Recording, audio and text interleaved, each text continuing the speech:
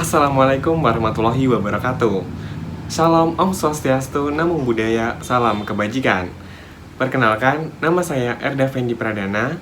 Saya dari jurusan Teknik Mesin Program Studi D3 Teknik Alat Berat. Saya dari kelas 1E, nomor absen 15. Nah, pada kesempatan kali ini, saya akan menjelaskan tentang fundamental engine system. Nah, pada fundamental engine system ini, saya memiliki satu topik yaitu engine.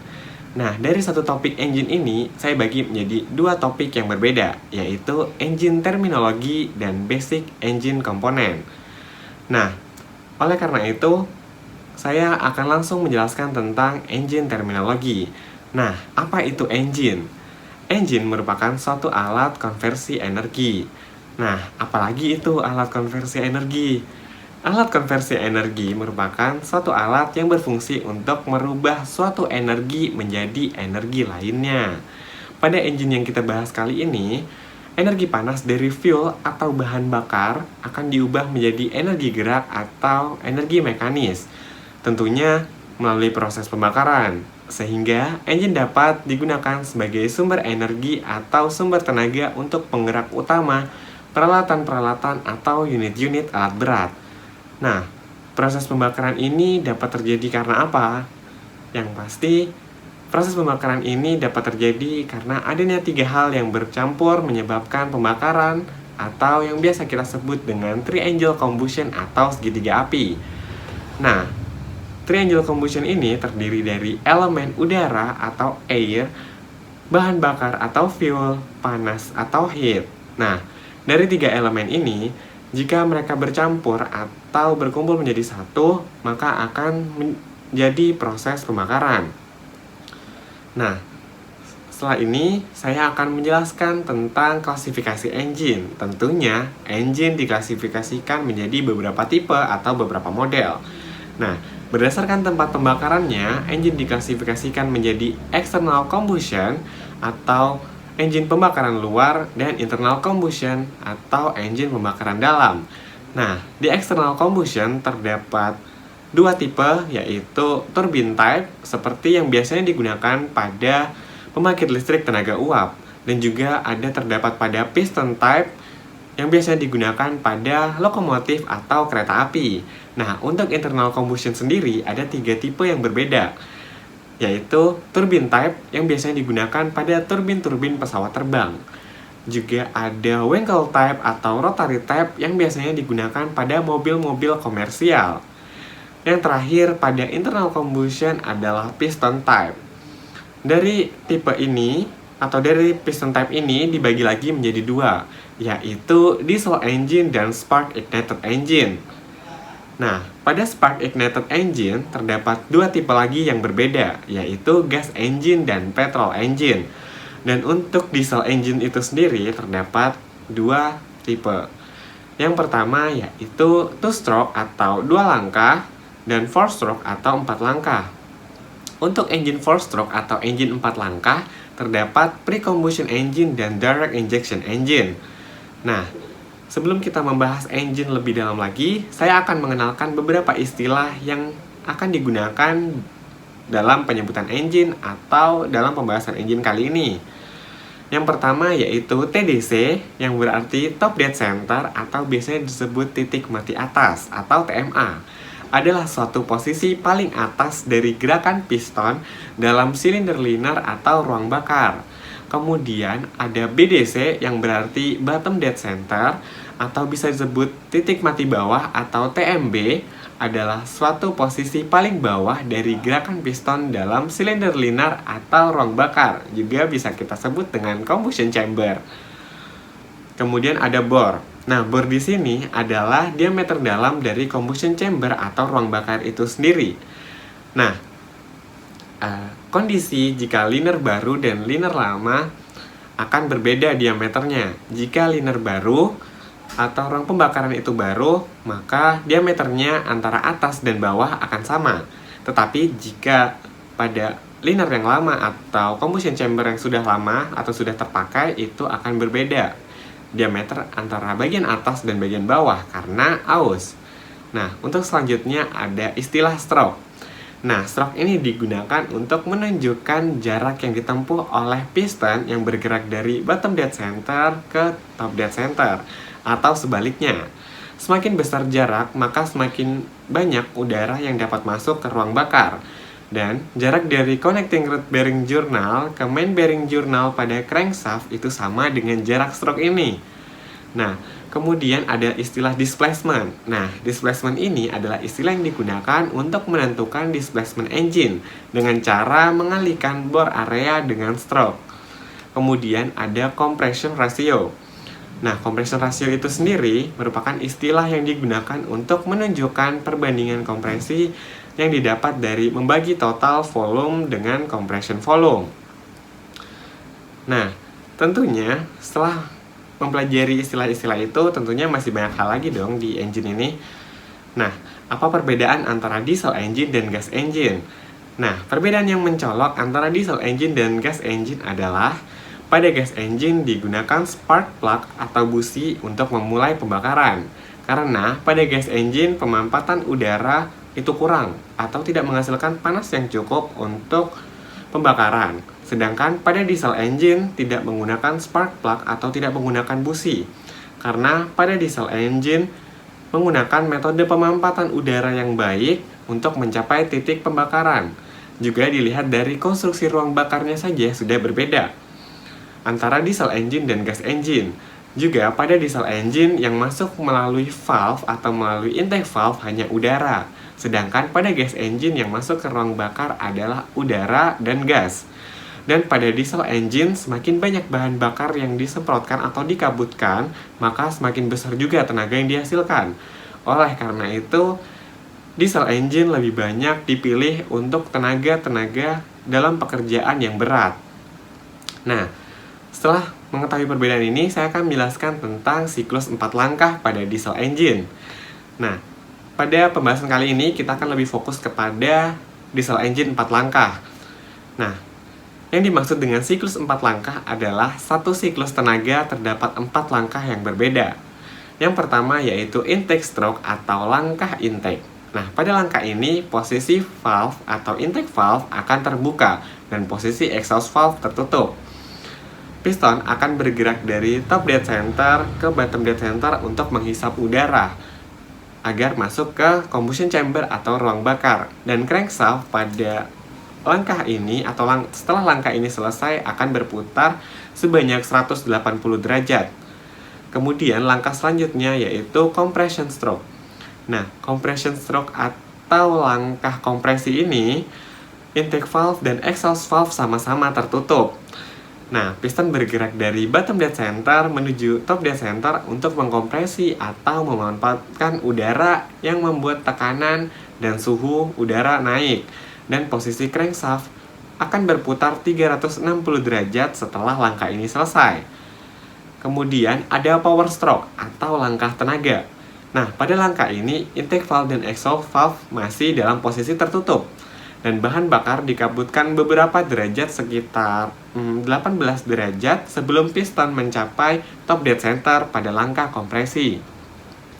Pada langkah ini, udara yang telah mampat dan panas akan menyalakan bahan bakar yang dikabutkan, sehingga proses pembakaran itu terjadi dan mendorong piston bergerak dari top dead center ke bottom dead center, dan crankshaft akan berputar 1,5 putaran sejak siklus dimulai.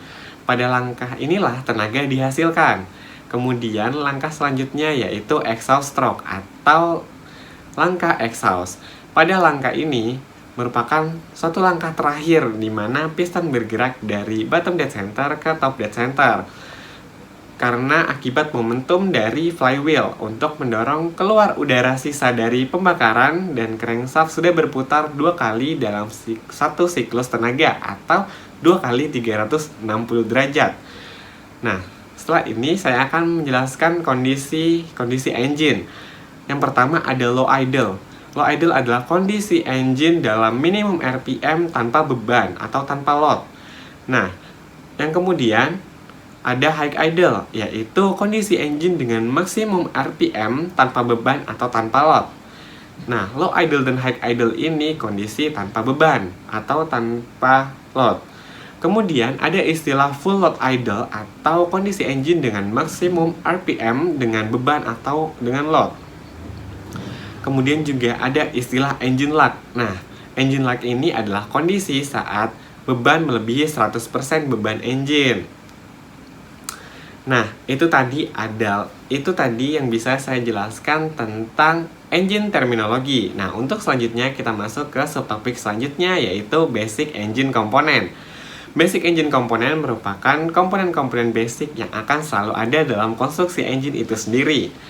Jika salah satu dari komponen basic ini tidak ada, mungkin engine ini tidak akan bekerja secara normal. Nah, untuk komponen yang pertama dan paling basic adalah cylinder block. Cylinder block merupakan suatu komponen utama pada diesel engine sebagai tempat menghasilkan gaya.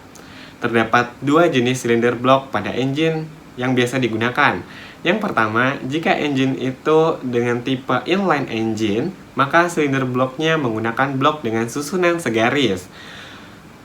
Kemudian, jika engine itu menggunakan blok atau menggunakan engine dengan tipe V-line engine, maka menggunakan blok dengan susunan seperti huruf V atau bisa disebut V-block yang tetap menggunakan satu crankshaft untuk dua piston. Pada silinder blok biasanya juga terdapat lubang-lubang untuk saluran cooling system atau tempat coolant untuk bersirkulasi, untuk mendinginkan, dan juga untuk saluran lubrication system yang berfungsi untuk melumasi engine-engine ini atau bagian-bagian engine. Kemudian untuk komponen selanjutnya, komponen ini juga terdapat pada engine block atau cylinder block, yaitu cylinder liner. Nah, cylinder liner merupakan komponen yang memiliki fungsi sebagai rumah atau tempat pemandu gerak piston dan juga membentuk bagian ruang bakar. Juga dapat menyerap panas dari hasil pembakaran. Ada dua jenis silinder liner yang biasanya digunakan. Yang pertama adalah silinder liner dengan tipe parent bore atau bisa disebut dengan liner yang menyatu dengan engine block. Kemudian ada juga yang liner yang disebut dengan removable cylinder liner yang memungkinkan penggantian atau pembongkaran yang dilakukan pada linernya saja karena liner tidak menyatu dengan blok. Nah, pada liner-liner ini terdapat liner band pada bagian atas liner untuk penyekatan bagian atas dan O-ring pada bagian bawah liner untuk melakukan penyekatan antara liner dengan ruangan cooling system. Ada dua lagi tipe liner, yaitu wet liner yang dilengkapi dengan O-ring untuk menyekat water jacket dan mencegah kebocoran cooling system. Juga ada dry liner. Nah, dry liner ini merupakan liner yang digunakan untuk menggantikan liner type parent bore atau liner yang tertanam pada blok yang menyatu dengan blok jika liner itu rusak. Kemudian ada beberapa bagian liner yang ditunjukkan pada gambar. Yang pertama yaitu bore, yang kedua fire dam, yang ketiga flank, keempat failer band, dan nomor 5 adalah bagian yang bersentuhan langsung dengan coolant atau cooling system. Kemudian nomor 6 adalah tempat seal group. Nah, pada tempat seal group ini ada 3 seal yang berbeda. Yang pertama adalah coolant seal untuk coolant. Kemudian yang kedua ada backup seal dan yang ketiga ada oil seal. Kemudian komponen selanjutnya adalah piston. Piston di sini berfungsi untuk memindahkan gaya hasil pembakaran dan sebagai komponen yang mengkompresi udara tersebut. Nah, piston terdiri dari beberapa komponen. Yang pertama, crown. Crown ini membentuk ruang bakar. Ini bagian atas dari piston. Kemudian ada ring groove sebagai penahan dari ring piston itu sendiri. Kemudian nomor 3 ada piston pin sebagai penghubung piston dengan connecting rod. Dan nomor 4 ada retaining ring yang berfungsi untuk mempertahankan agar piston pin selalu dalam pin bore. Kemudian yang terakhir dari bagian piston itu ada throat skirt sebagai penahan beban samping. Ini adalah bagian samping dari piston itu sendiri. Nah, pada beberapa konstruksi piston di bawah crown terdapat rongga atau lubang oil. Nah, piston memiliki dua jenis. Yang pertama yaitu piston pre-combustion atau piston yang memiliki head plug pada crown-nya. Kemudian yang kedua yaitu ada piston direct injection. Nah, Pada piston direct injection ini, piston tidak memiliki head plug pada crown-nya.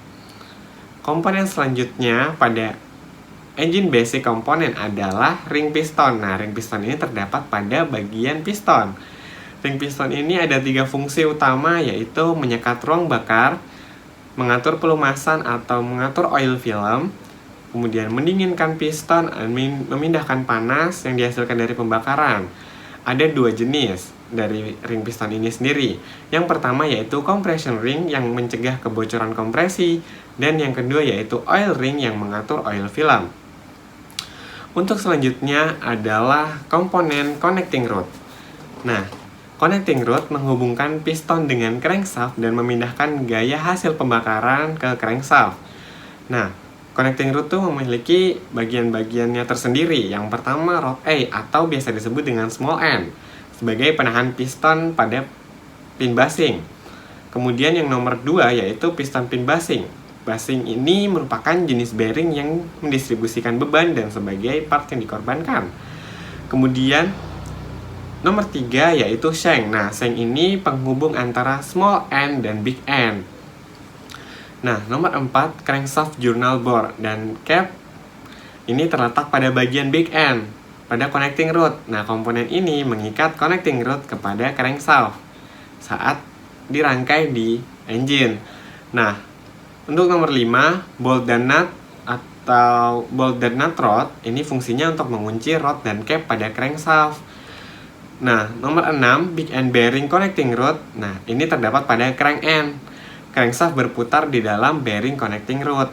Nah, connecting rod ini sendiri memindahkan gaya hasil pembakaran ke crankshaft dan mengubah gerakan naik turun menjadi gerakan putar yang akan diubah pada crankshaft. Nah, pada connecting rod ini terdapat 2 jenis bearing atau 2 tipe bearing yang digunakan, yaitu upper half shelf yang dipasang pada bagian connecting rod dan juga ada lower half shelf yang dipasangkan pada cap. Komponen selanjutnya adalah crankshaft. Crankshaft berfungsi untuk mengubah gaya vertikal atau naik turun dari pembakaran menjadi gaya rotari atau gaya putar untuk disalurkan tenaganya. Bagian-bagian dari crankshaft itu sendiri ada connecting rod bearing journal yang ditandai dengan nomor 1 yang berfungsi sebagai tempat kontak connecting rod dengan crankshaft, dan juga nomor 2 terdapat counterweight sebagai penyeimbang atau peredam getaran. Nah, di counterweight ini ada coakan. Coakan pada counterweight ini berfungsi untuk balancing, untuk mengurangi getaran. Kemudian nomor 3 ada main bearing journal atau tempat kontaknya crankshaft dengan silinder block atau dudukan crankshaft. Pada nomor 4 terdapat web juga sebagai penyeimbang dan peredam getaran. Komponen selanjutnya adalah flywheel. Di sini, flywheel berfungsi sebagai penghubung antara engine dengan beban, dan flywheel itu sendiri terletak pada bagian belakang engine dan menentukan bagian belakang engine. Flywheel juga berfungsi untuk menyimpan momentum dari crankshaft di antara langkah tenaga. Flywheel terdiri dari beberapa bagian seperti flywheel itu sendiri yang ditunjukkan dengan nomor 1, kemudian ada ring gear yang ada di sekeliling flywheel yang ditunjukkan dengan nomor 2, dan juga terdapat flywheel housing seperti pada nomor 3. Nah, kemudian di engine ini, kan ketika engine bekerja pasti terjadi getaran. Atau karena ledakan dari piston itu sendiri, pasti engine bergetar. Nah, maka dari itu di basic engine komponen ini dibutuhkan vibration damper. Komponen vibration damper ini berfungsi sebagai komponen yang meniadakan gerakan puntir atau torsional vibration. Nah, torsional vibration ini disebabkan oleh gaya vibration damper yang dipasang pada bagian depan engine. Nah, ada 2 jenis vibration damper itu sendiri. Yang pertama, rubber damper. Ini menggunakan karet atau rubber untuk menyerap vibrasi atau getaran. Yang kedua, ada visco damper. Nah, visco damper ini sendiri menggunakan oli untuk menyerap vibrasi atau getaran. Untuk komponen selanjutnya yaitu ada camshaft. Camshaft di sini berfungsi untuk mengatur proses buka dan tutup intake dan exhaust valve. Dan dalam beberapa aplikasi, jika camshaft cam loop-nya terdiri dari 2 cam loop, itu pasti untuk intake dan exhaust. Nah, jika ada 3, maka yang satu akan mengontrol full injector timing. Saat bergerak, cam akan bergerak naik dan turun menekan cam follower dan valve akan terbuka. Ada 4 jenis cam lobe yang digunakan pada camshaft, yaitu fast opening, long opening period, fast close, dan slow close. Jenis ini ditentukan oleh bentuk nose pada cam lobe. Crankshaft memiliki gigi yang terhubung ke camshaft, sehingga saat crankshaft berputar, camshaft otomatis juga akan berputar. Bagian dari cam lobe ini ada 1. Base circle, 2. Ram, dan 3. Nose. Jarak dari puncak base circle ke nose disebut lift. Nah, camshaft ini peletakannya juga mempengaruhi sebutan dari engine. Ada juga engine yang disebut menggunakan overhead camshaft. Nah, camshaft ini berada di cylinder head. Nah, ini juga dibagi dua lagi menjadi single overhead camshaft atau SOHC dan juga double overhead camshaft atau DOHC. Nah, mungkin sekian yang bisa saya jelaskan pada basic komponen engine. Nah, komponen-komponen inilah yang harus ada pada engine agar engine itu dapat bekerja secara normal. Sekian dari saya, kurang lebihnya mohon maaf. Wassalamualaikum warahmatullahi wabarakatuh.